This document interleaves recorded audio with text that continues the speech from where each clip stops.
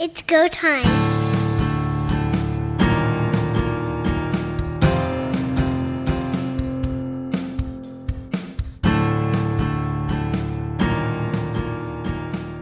It's very rare that we discuss officiating on Third Down Gamble, but this week, let's give it a try. Welcome, everyone, to the show. Don Charbon along with Heath Graham, and Pat Mooney is alongside of us tonight.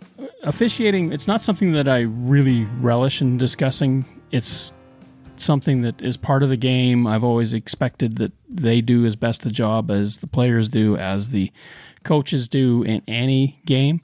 But when you have some glaring errors that happen during a contest, it does bring to bear some scrutiny.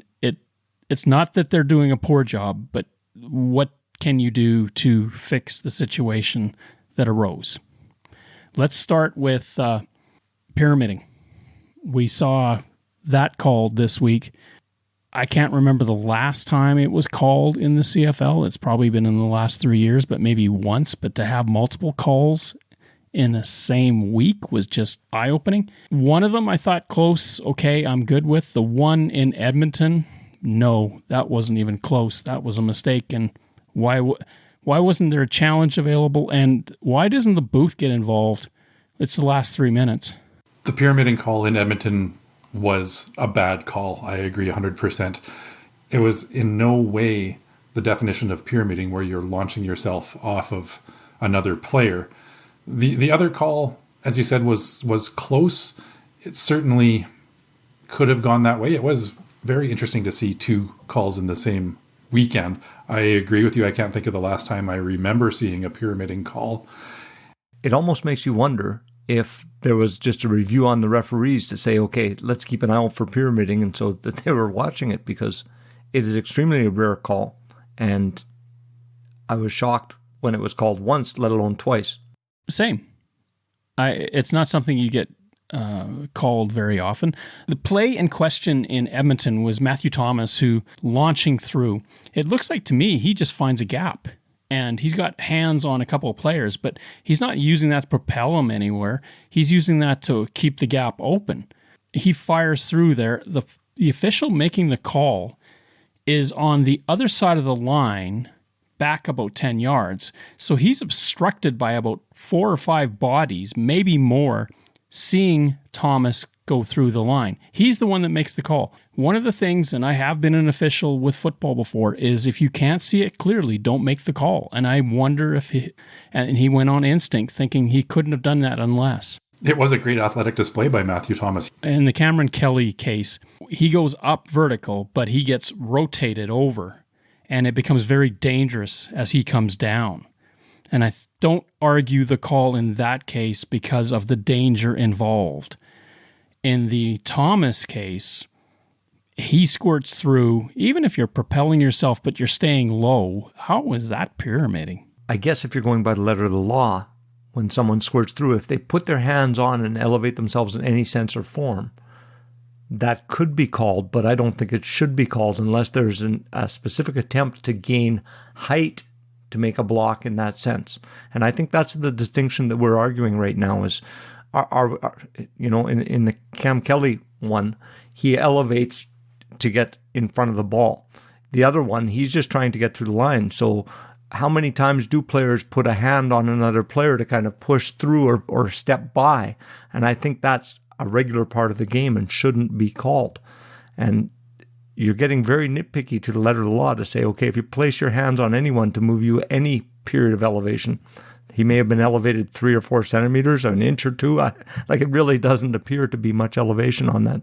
Do you think this is a situation where we see 2 or more of these called again the rest of the season? Or is this kind of the weekend where it was brought to the officials' attention and then maybe it just kind of goes away?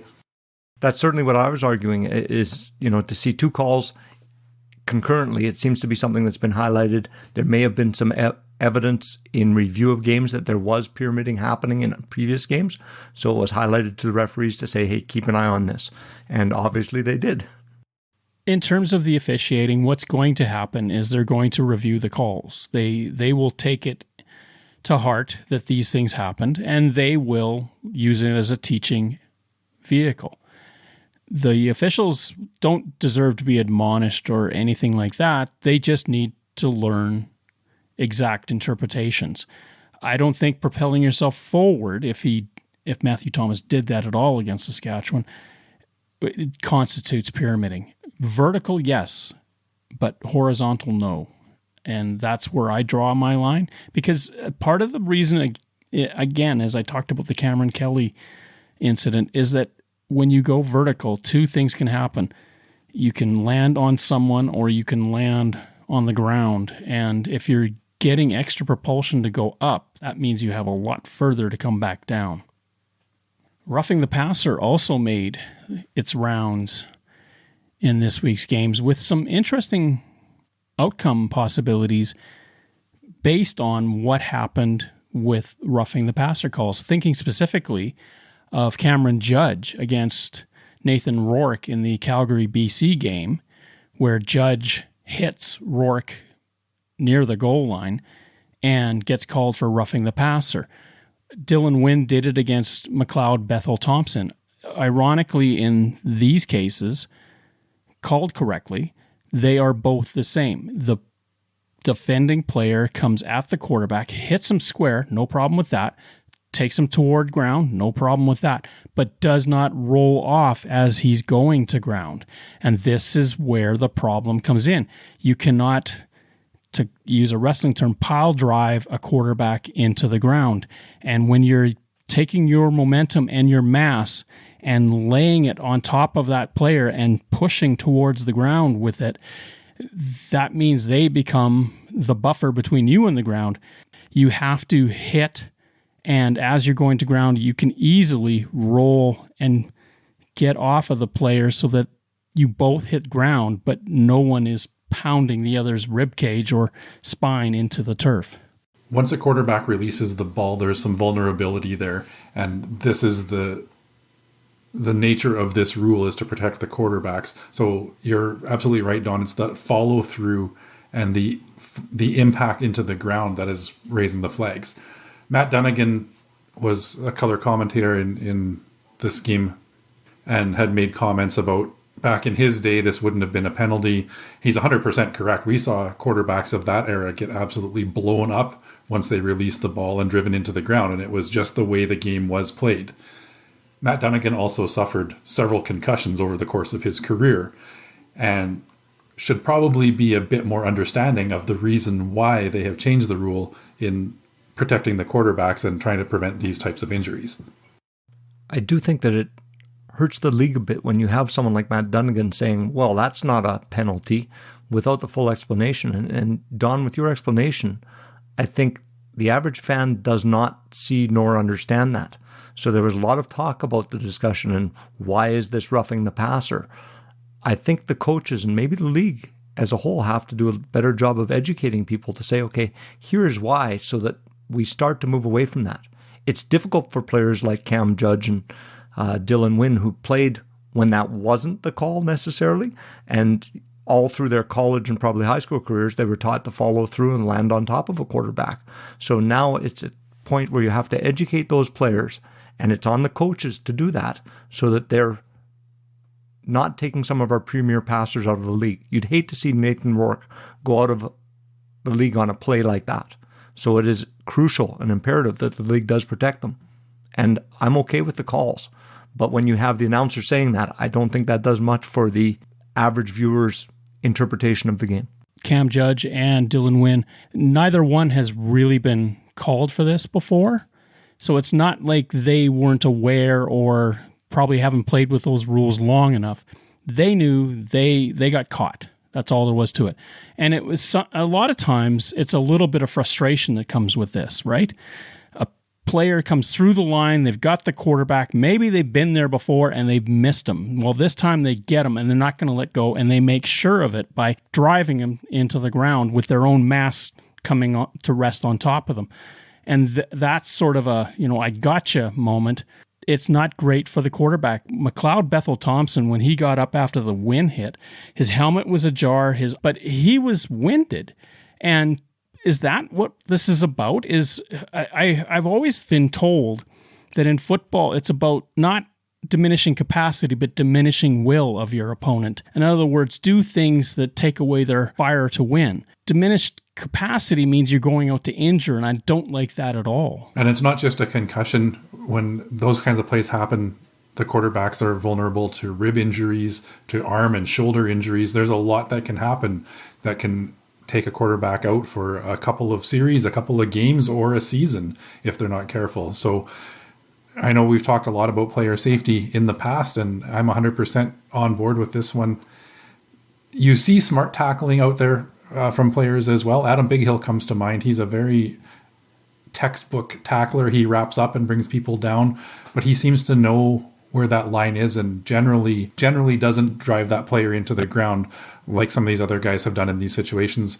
Cam Judge has been known to be a very clean player as well, so it's not a situation where there was ill intent by Cam Judge, but as you said, the emotions and the adrenaline can get the best of you at certain times, and that was maybe the case in this one. Let's move on to a third talking point, and that is late in the Saskatchewan-Edmonton game at Commonwealth Stadium, Chris Jones has an opportunity to challenge a pass interference call against Deron Carter. On the play, Justin McInnes, the receiver for the Rough Riders, is turning. Carter sticks out his hand, brushes his shoulder, twists it ever so slightly, lets go immediately, never clutches him, just obstructs him just ever so quickly. The flag comes flying out. Edmonton has intercepted the ball on the play. They lose the interception. Saskatchewan gets the ball at point of foul. The Edmonton coaching staff is scrambling to look at their iPads and see if they've got something that will get that play overturned. They are discussing this with Chris Jones. We see on the replay on television that Jones has the challenge flag ready to throw, but never throws it. And looking at the replay myself, I thought, given the situation, given the possibility that if the Riders score, that really puts you behind the eight ball, why not challenge at that moment? Those spur-of-the-moment decisions by coaches are often difficult decisions to make. Yet I would agree with what you're saying, Don. In this case, any score by the Riders makes this game much more difficult for the Elks. At that point, I think you could have contacted it, yet, and that's surprising. Like, if your staff is asking you to do something, I don't know why you wouldn't listen to them. Is that just arrogance? It raises that question. The other thing that comes to mind is it certainly appeared from watching from where I sat in the stands at Commonwealth that Jones had said, no, I'm not going to bother. I was dumbfounded, but it led to a Rough Rider touchdown eventually, 2 plays later, and they found Duke Williams. I don't know if it's necessarily arrogance. Sometimes coaches, I think, get caught in small pictures so much that they sometimes miss out on the big ones. Well, and it's interesting in comparison, you look at the Winnipeg-Montreal game this past weekend where Mike O'Shea challenged a pass interference or a lack of a pass interference call in overtime, trying to find something there. And when they're that close, it's very difficult to overturn. Seeing the replay in that Winnipeg-Montreal game, there was some early contact, but was it enough to overturn it? The officials and command center did not think so. We don't know where they would have gone in this situation with Deron Carter because the flag was never thrown. The Winnipeg Blue Bombers are no longer undefeated, and a lot of the blame is being laid at the feet of Marc Legghio, their place kicker. You win as a team, you lose as a team, and in this situation, the one criticism I will give Marc Legghio is in the dying seconds in a tie game when you're going for the field goal, make or miss, you need to have enough on it to get it through the end zone. That was his biggest error. He seems to have mishit the kick a little bit. Regardless of whether he pulled it left or not, you've got to get everything you've got on it to go through the end zone. A single point in that situation would have won them the game. I don't disagree with the call of going for the field goal. There were some questions asked about whether they should have tried a punt single. The putting it on the ground for a place kick is the right call. He was 90% on his field goals coming into this game. And as I said, you win as a team, you lose as a team. They have to take this one as the entire Bombers team and organization and support Marc Legghio because he is under the microscope by the fans and media in Winnipeg. When a kicker misses that last-second field goal, it is extremely impactful for the game, and it seems to put the blame on them. And I agree with what you're saying. You win as a team or lose as a team. What I found in watching the replay was that Marc Legghio looks to his holder, and I thought the hold was fairly clean. I thought it was more of a missed kick. So, when he looks down thinking that looked like a bad hold, I didn't have that impression. I thought it was just a bad kick. But I do agree with you, even on a bad kick, you have to put it through the end zone at that point. You're going to heave that as hard as you can. The only other thing that could happen, of course, happened in overtime when he hit the upright. And that's a tough one as well. There's so much symmetry between snapper, holder, and kicker. I don't want to blame the holder on especially the last play of the game, but it looked to me, though, that he had an angle on it that was slightly off angle. If you hit the ball just a little bit off, it's going to create a wobble, which is more or less what happened. Initially, I thought the kick had been blocked. It just came out so wildly. And great play by the Alouettes to get it out of the end zone. 5 yards out of there is all you needed to get to overtime. In overtime, of course, Legghio misses again. Now we talked about how the Bombers were on the good side of the inch up until that game against Montreal. Well, here they found themselves on the wrong side of the inch because he barely missed that final tying field goal in overtime that would have set up a second overtime. Yeah, had he got a little bit more of the inside of that upright, it probably would have fallen through as opposed to hitting it more square. So we've seen Boris Bede and David Cote miss easy chip shots to win games or tie games earlier this season as well. It does happen. Biggest concern for Marc Legghio is the scrutiny he was under last year, and those question marks are coming up again already. I guess when you're a team that's 9-0 going into this game, you look for a reason why you're not sitting at 10-0, and it's easy to point the fingers, I guess, in this situation at Marc Legghio. I don't know that any of the 1948 undefeated Calgary Stampeders are left on this planet. Somewhere up in the stars, I'm sure they're all tipping a glass to each other saying, aha, we're still the only ones. Edmonton losing, how does that impact their playoff chances? They are now 3 games behind the Rough Riders. No fifth-place team can be involved in a crossover, so even looking at where they relate to the East doesn't matter. Well, even the crossover is going to be a push for a Western team this year. We're starting to see the East play the East. We've got now Montreal and Hamilton both having picked up their 3rd wins of the season. So a crossover isn't a guarantee for the 4th place team in the West at this point, but falling another game behind and losing to the Saskatchewan Roughriders is a key loss because now you're looking at the season series against the team that you're chasing in the standings. It's going to be a real tough push at this point for the Elks to make the playoffs. Edmonton just hasn't looked like a team that's going to be playoff bound this year as they play. They may be getting better. We see the mad scientist and Chris Jones still experimenting. Again, this week, a number of players were let go, including Corey Nelson, the returner, who I thought had a pretty good week, and suddenly he's out. It just seems the experiment continues there, and really we're probably looking towards next year. Any further losses, and I don't think Edmonton will have much of a chance. Saskatchewan winning the season series means that Edmonton, in their final 9 games, have to win 4 more than the Rough Riders to make the playoffs. For every game that Saskatchewan wins, that adds another one to the Elks requirement list. Saskatchewan, say, wins 3. That means the Elks have to go 7-2 the rest of the way. Second down. A huge upset. The Alouettes, and I'm sure the betting world was falling over with shock as the Alouettes go in and beat the Winnipeg Blue Bombers in Winnipeg 20-17 in overtime. Lots of storylines. Just a pet peeve of mine.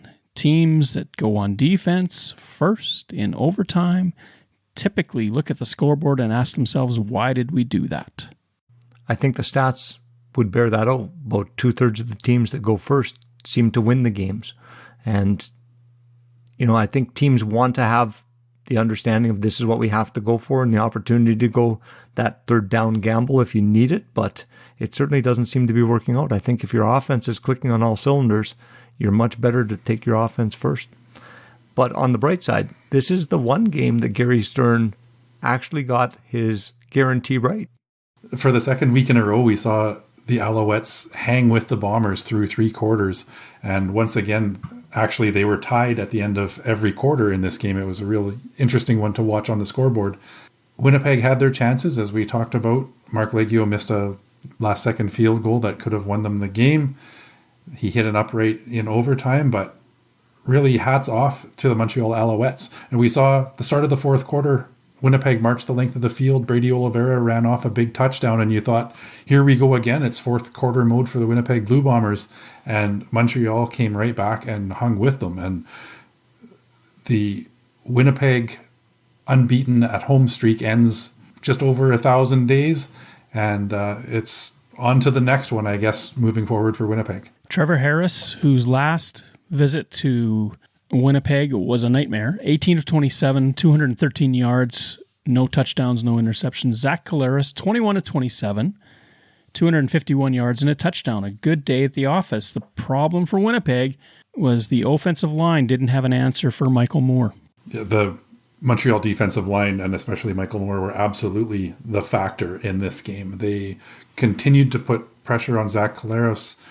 They had several sacks, a forced fumble. It was a big, big night for that Montreal front four. 5 quarterback sacks by the Alouettes against that vaunted Winnipeg offensive line. And I think it was even you, Heath, that said once age catches up to you, it shows itself very quickly. And I'm beginning to wonder if that offensive line has... And this could be a case of the schedule as well. We know they're the last team to get a bye.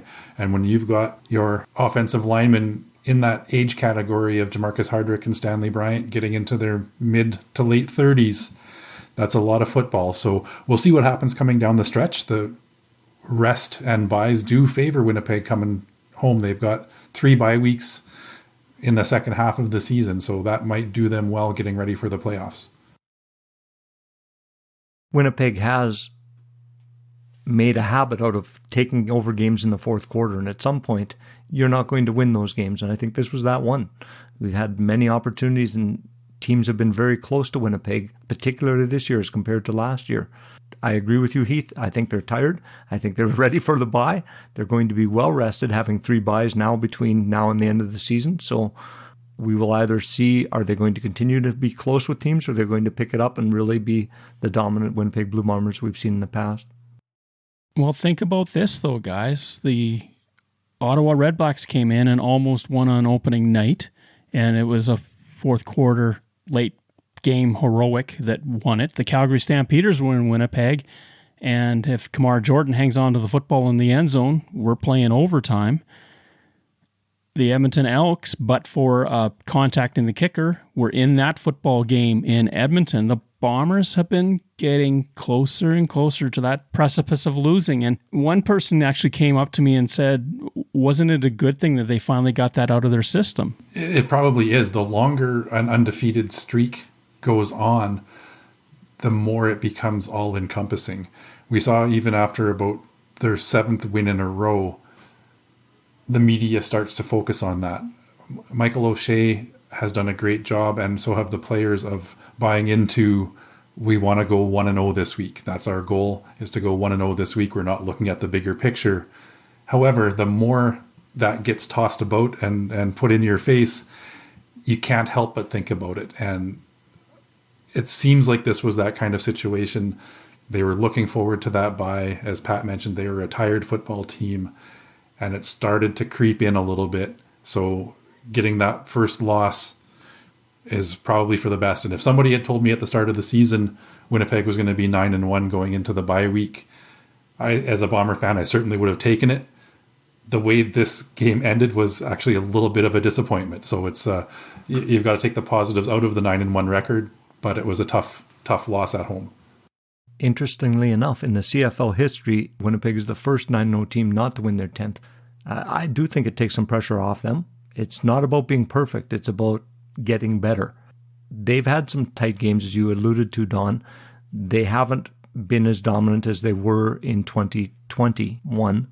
They're getting ready for a playoff push, and I think losing one takes some pressure off. 31,000 fans in attendance, a great crowd at Investors Group Field for a Thursday night game. So wonderful to see the excitement in Winnipeg and the support that they're getting from those fans. Moving on to Hamilton, where the Tiger Cats and the Argonauts put on another great show.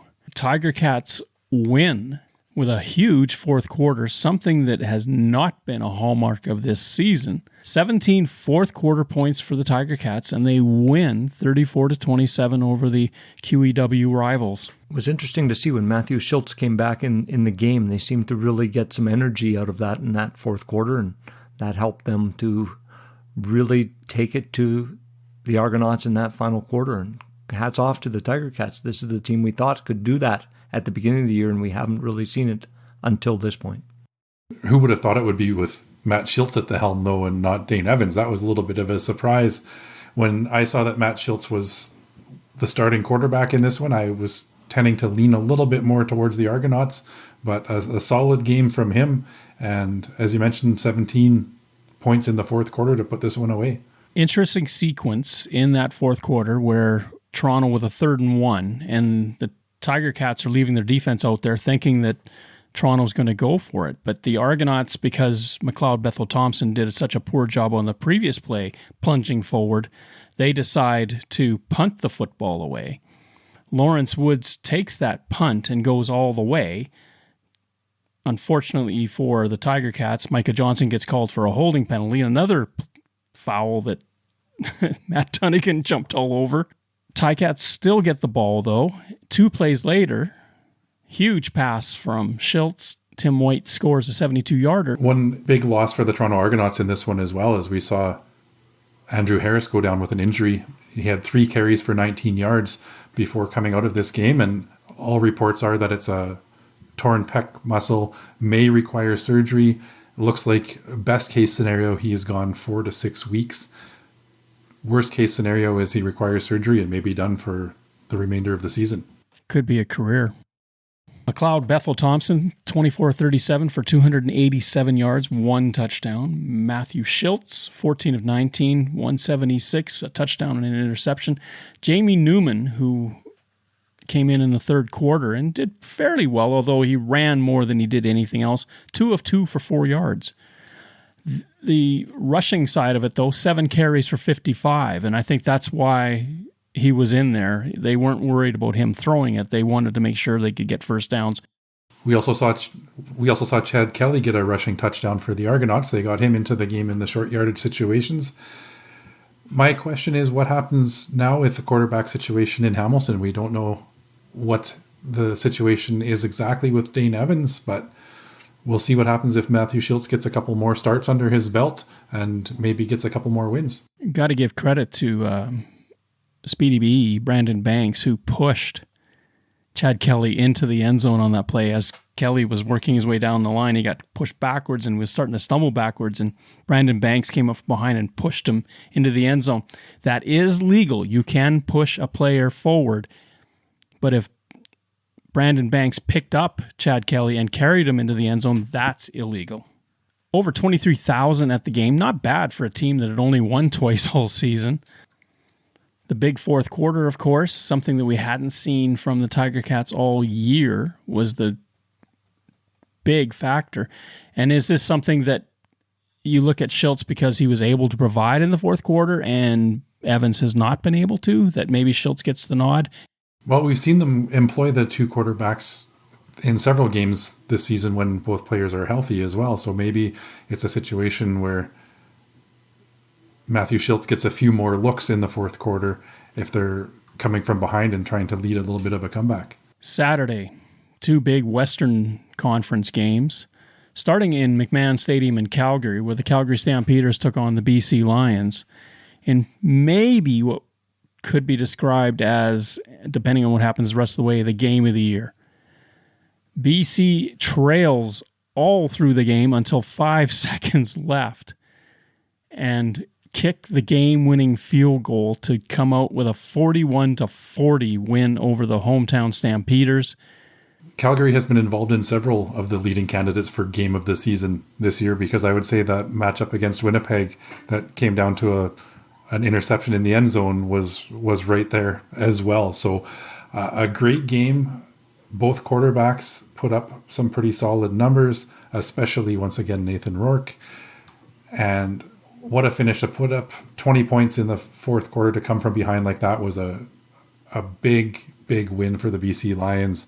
And they have continued to impress and to show the rest of the league that they are for real this year. To see Nathan Rourke step up in the fourth quarter and throw for almost 250 yards was very impressive. He just continues to impress week after week, and we shouldn't be surprised, but he put on a clinic. He struggled at the beginning of this game, but he was resilient, and his team came behind him, and he made some amazing throws on 1 or 2 step drops when he hit Brian Burnham long to make that. And then he followed up with the same throw to Lucky Whitehead, doing it as well on third down. Very impressive for the young man. On the flip side, I guess I was looking at Bo Levi Mitchell, and when you look at his completion percentage of 56%, on the last 4 games, he's had a 52% completion for 187-yard average. This game, he actually threw for 206 yards, but I'm wondering, he seems to not be as accurate, and I'm wondering if he's having the issues that we spoke about last year with injuries. As you said, 18 of 32 for 206 yards and 2 touchdowns. Nathan Rourke, 39 of 52 for 488, a new Canadian quarterbacking record for a single game, and 2 touchdowns, 2 interceptions. The one interception, of course, early in the second quarter, Oronlade takes it back to the house for the Stampeders on a pick 6. It's a good question with the Stamps. They are the leading rushing team in the CFL right now. They've depended heavily upon that. Are they protecting Mitchell?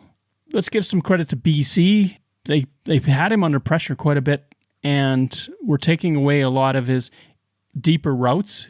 There were a couple of times, if you recall, in the game where Mitchell threw the ball down the field, and this happened in Ottawa as well, threw the ball down the field and was questioning if his receivers were reading the play right. You could certainly tell that he was frustrated at the end of the game when he called out not only his team, he did call out his own play as well.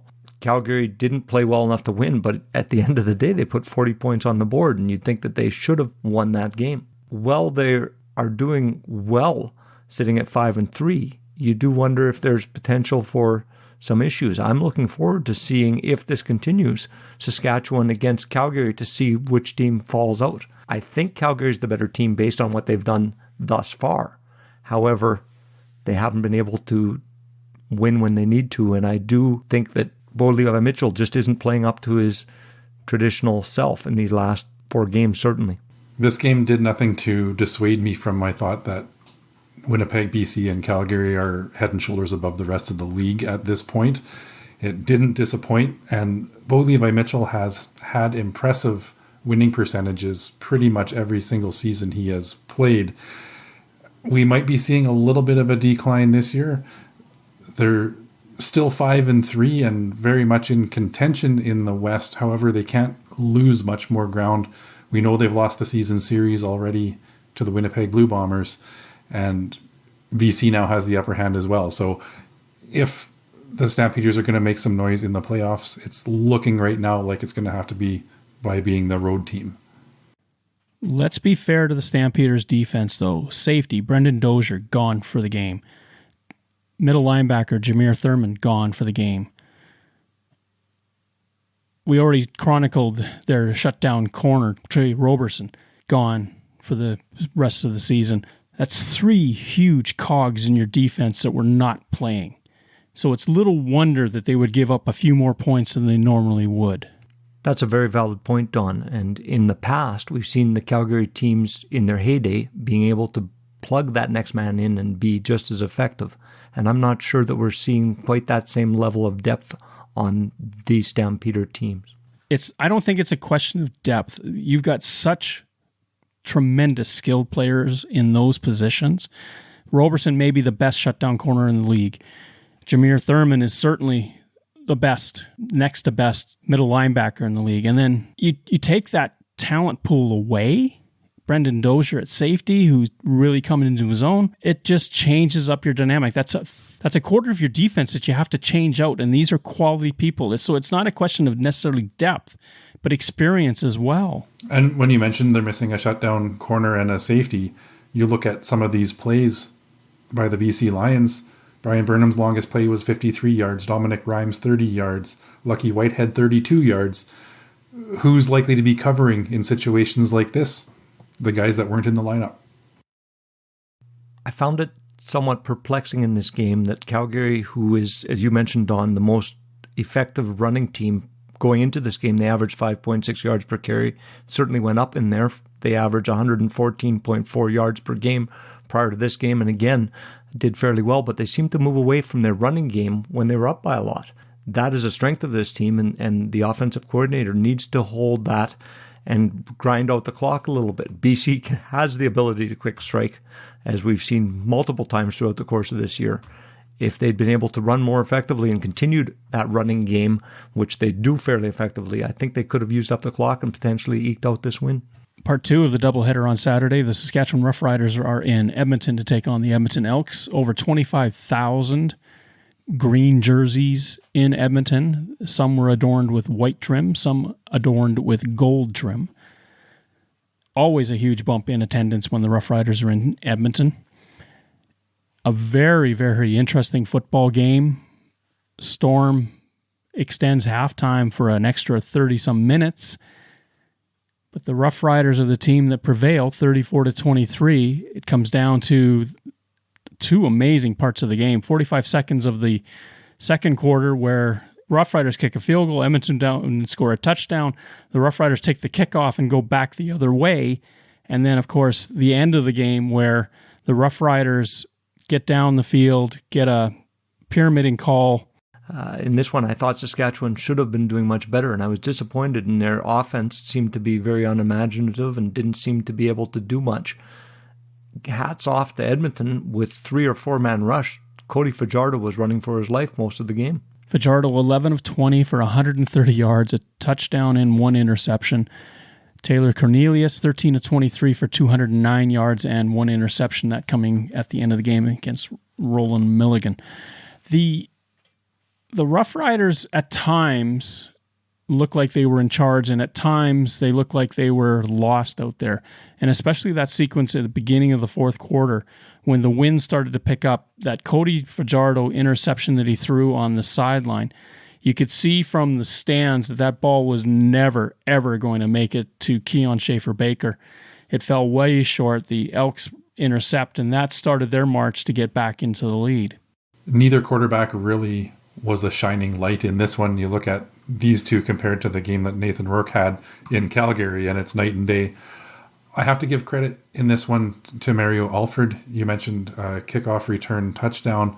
A bit of a bounce back game for him. We know he's had some mishaps in the return game in the past, and 3 kickoff returns for 160 yards, including a touchdown, is a great night. And punt returns, he made positive yardage, averaging 8 yards per punt return. So this is more what you expect from Mario Alford, and maybe he's turned that corner a little bit and is going the right direction, and we won't see any more of those miscues. 7 quarterback sacks in the game, 4 by the Roughriders. Defenses did dominate for the most part. The winds really did change in the second half. It had been a very more or less calm day until the storm hit, and then after the storm, the wraparound effect of the storm was that the winds changed direction and they became quite intense.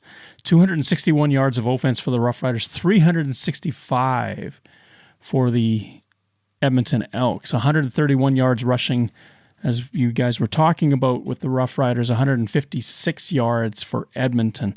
Huge win for Saskatchewan. They come into the game on a 3-game losing streak. That now breaks that losing streak, but boy, have they got a daunting schedule, which we'll get into in a moment, facing them. For the Edmonton Elks, that puts them 3 wins behind in the win column, same number of games played. They've lost the season series to the Roughriders. That means to finish ahead, as we talked about earlier, they need to be free and clear, which means they have to win 4 more than the Roughriders the rest of the way. Third down. Two doubleheaders this week. We start in Ottawa, where the Red Blacks, coming off the bye, will face the Edmonton Elks. The Red Blacks at home are minus 4.5 favorites. A little surprised by that, given that the Red Blacks have won but one game all season. However, if you look at the recent history of the Elks and the Red Blacks, Ottawa swept them in 2021.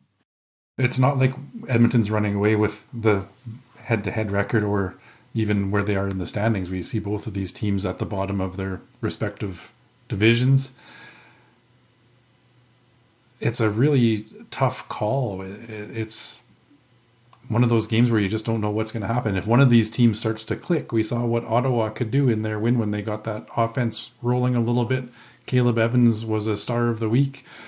We saw them struggle in their last game, and we don't even know where that leaves Caleb. We saw Nick Arbuckle come in relief and manage to move the football a little bit. I would probably lean towards Ottawa at home in this one. 4.5 points seems like a pretty big spread in this one, though. I would suspect Ottawa wins, but probably doesn't cover that spread. I find this to be a tough game because Edmonton has played well in the East on occasion, and this seems to be where they can potentially pick up a win. Having said that, I think Ottawa is coming on. Caleb Evans' last game was somewhat disappointing offensively, but I think they'll be able to pick it up, and I think I'm going to take Ottawa to cover in this one. It's a matchup of the two worst offenses in the CFL, neither team averaging over 20 points a game, and it features a Midland Ottawa defense that gives up about 24.4 per game and a league worst Edmonton defense of 36 points per game. Based on those numbers alone, you'd think that Ottawa's defense should be stronger than Edmonton's defense, and that should be the difference in the game. You do have to look at two of those losses by Edmonton being blowout losses to the BC Lions, where they put up a ton of points. So is it an anomaly, or is the defense struggling that much? Well, BC's put up points on just about everybody. Edmonton in the East, as Pat alluded, have won twice. Could they do it a third time? I'm leaning, and I think Arbuckle is starting. Nick Arbuckle for the Ottawa Red Blacks. I'm leaning towards the Red Blacks. With the extra time off, they've been starting to come around. It's been their offense. It's been their Achilles heel. If the offense can get going and make some strides, they should prevail.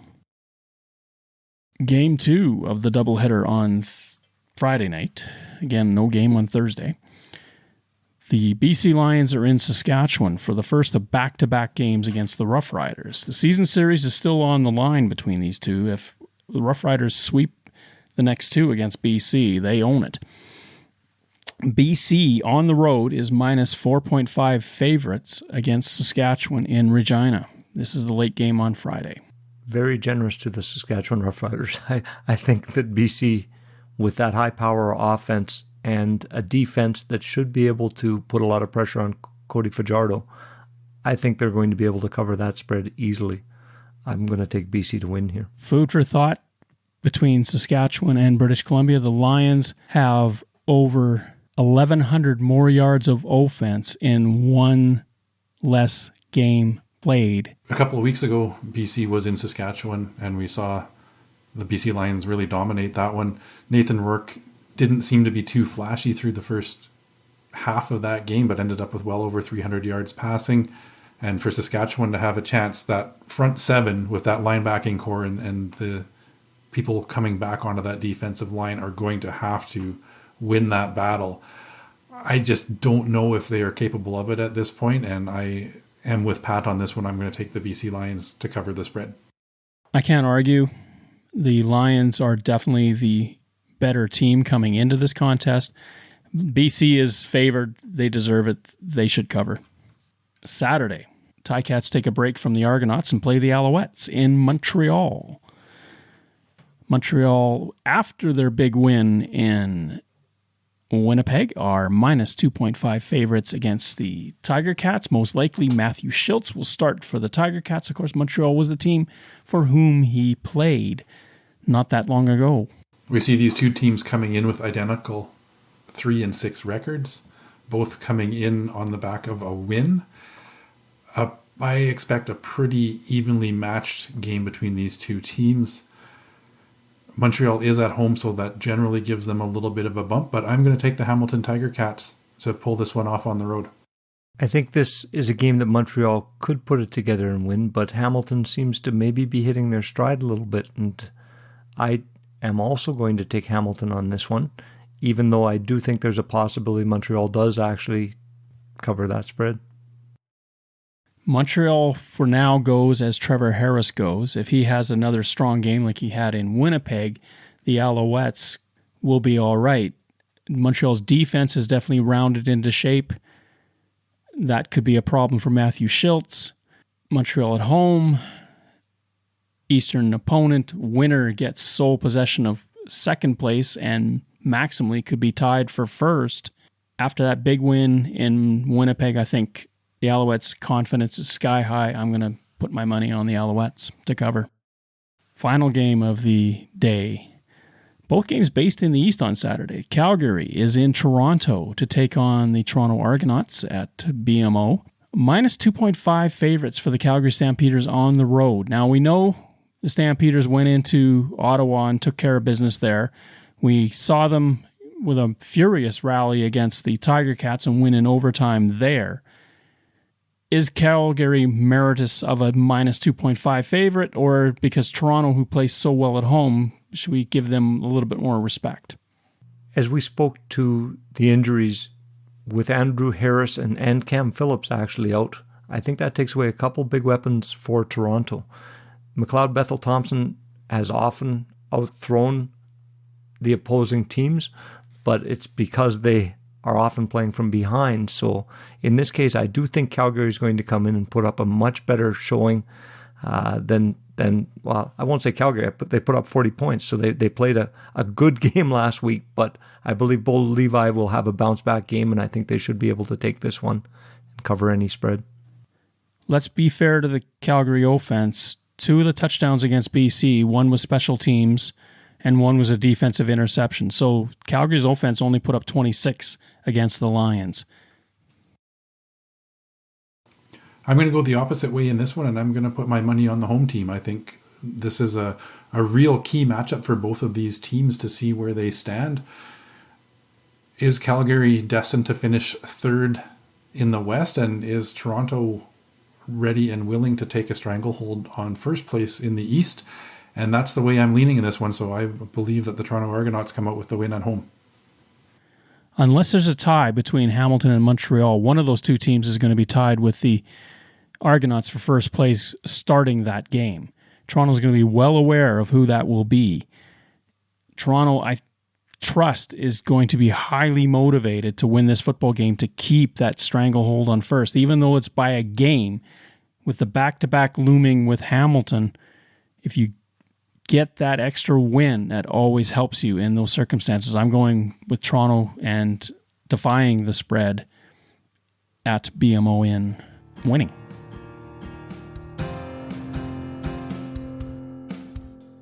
Thank you for listening to our show. Third Down Gamble is hosted on Podbean and can be found on Apple Podcasts, Google Podcasts, and Spotify.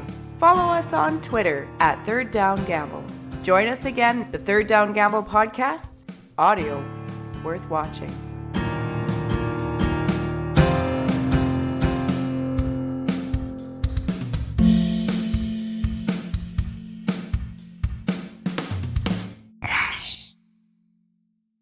Third Down Gamble uses the expert resources provided by Canadian Football League player and game statistics for analytics, game notes, and statistics, and 3downnation.com for news, insight, and in-depth analysis.